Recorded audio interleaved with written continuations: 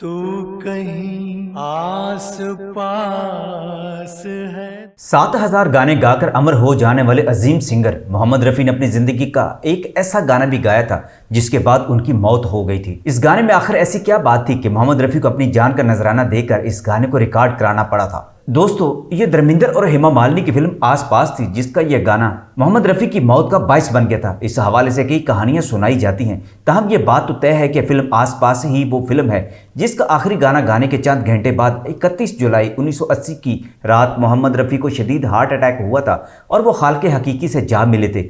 लक्ष्मीकांत प्यारेलाल का कंपोज किया हुआ यह गाना बड़ी अजीबोगरीब सिचुएशन के मुताबिक था। वो चाहते थे कि गाना रफ़ी साहब ऐसे गाएं जैसे इसकी सिचुएशन की डिमांड है। सिचुएशन क्या थी? ये कुछ ऐसे थी कि हेमा मालिनी यानी सीमा फिल्म के आखिर में खुदकुशी कर लेती हैं और उधर धर्मेंद्र यानी अरुण को जब ये पता चलता है कि सीमा की खुदकुशी का कारण उसका बहनोई है तो वो उसको मार डालता है। और फिर जब पुलिस उसको पकड़ कर ले जाती है तो सीमा की चिता को आग लगाने के बाद ये दुख भरा गाना ऐसी ख्याली अंदाज में धर्मेंद्र पर सोगवारी के अंदाज में फिल्माया जाता है कि गाने के मनाजर में सीमा की रूह अरुण को आती हुई दिखाई देती है और फिल्म खत्म हो जाती है। आसपास फिल्म की कहानी बड़ी ड्रामाई और रोमांटिक है। ये फिल्म मोहम्मद रफ़ी की मौत के 6 महीने बाद रिलीज हुई थी और इसके टाइटल पर लिखा गया था कि इस फिल्म के गीत गाने के बाद रफ़ी जी फौत हो गए थे।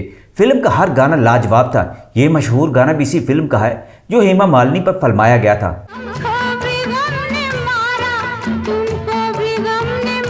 लक्ष्मीकांत प्यारेलाल कहा करते थे कि जब हमने रफ़ी साहब से सिचुएशन डिस्कस की तो वो पहले खामोश हो गए। ऐसा कभी नहीं हुआ था कि वो खामोश होकर सिचुएशन सुनते। उन्हें पहले से मालूम था कि यह गाना धर्मेंद्र जी पर फिल्माया जाएगा। रफ़ी जी कहने लगे, मैंने अब तक सैकड़ों दुखी गाने गाए हैं लेकिन ना जाने मुझे क्यों लग रहा है ये गाना मुझे नहीं गाना चाहिए। लक्ष्मीकांत प्यारेलाल परेशान हो गए और पूछा, क्या इसमें कोई मुश्किल है? रफ़ी जी ने कहा, मुश्किल तो नहीं, लेकिन मुझे कई रातों से ऐसे सपने आ रहे हैं कि मैं गाना गाता हूँ और साथ हवा और बादलों में उड़ता चला जाता हूँ। कुछ ऐसे ही बोल मैं गा रहा हूँ। अभी जो आपने सिचुएशन बताई है मुझे लगता है ऐसी ही कुछ मिलती जुलती सिचुएशन है मुझे सपनों में नजर आती है। अपनी बात खुद ही झटका रफ़ी साहब ने रिहर्सल शुरू करा दी। ये गाना गाते हुए वो कई बार सांस लेने के लिए रुके। ये रफ़ी जी का गैर मामूली रवैया था, इससे पहले कभी ऐसा नहीं हुआ था। लक्ष्मीकांत पूछने लगे, आपकी तबीयत ठीक नहीं लग रही, सांस क्यों फूल रहा है? रफ़ी साहब के सेक्रेटरी ज़हीर उनके साथ थे। वो बोले, मुझे लगता है आपका ब्लड प्रेशर बढ़ा हुआ है, पहले डॉक्टर को दिखा लेते, फिर आना हुआ तो आ जाएंगे। रफ़ी जी बोले, अब ऐसा तो नहीं हो सकता, मैं ठीक हूँ, आप मुझे पानी पिला दें। मोहम्मद रफ़ी ने 3-4 बार रिहर्सल की तो लक्ष्मीकांत प्यारेलाल कहने लगे कि थोड़ी सी कसर रह जाती है गाने में दर्द पैदा होकर उठ नहीं पा रहा। मेरा ख्याल है बाकी हम कल रिकॉर्डिंग कर लेंगे। रफ़ी साहब बोले, आप परेशान क्यों हो रहे हैं, आपकी रिकॉर्डिंग का शेड्यूल ख़राब हो जाएगा। मोहम्मद रफ़ी ने इसरार करके गाना रिकॉर्ड करा दिया।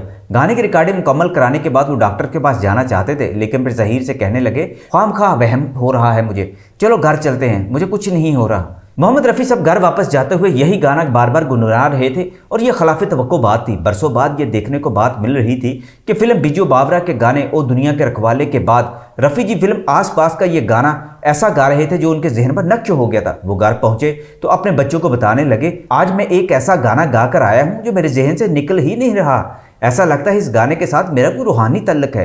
खाना खाने के बाद थोड़ी सी चहलकदमी के बाद मोहम्मद रफ़ी लेटे थे कि अचानक उनके सीने में शदीद दर्द उठा। ये इंतहाई शदीद किस्म का हार्ट अटैक था जिससे वो संभल ना पाए और रात 10 बजे के करीब वो हालके हकीकी से जा मिले थे। उनकी मौत के बाद फिल्म आस पास का यह गाना बहुत ज़्यादा मकबूल हुआ था लेकिन ज़्यादातर लोग इसको मनहूस गाना कहते रहे।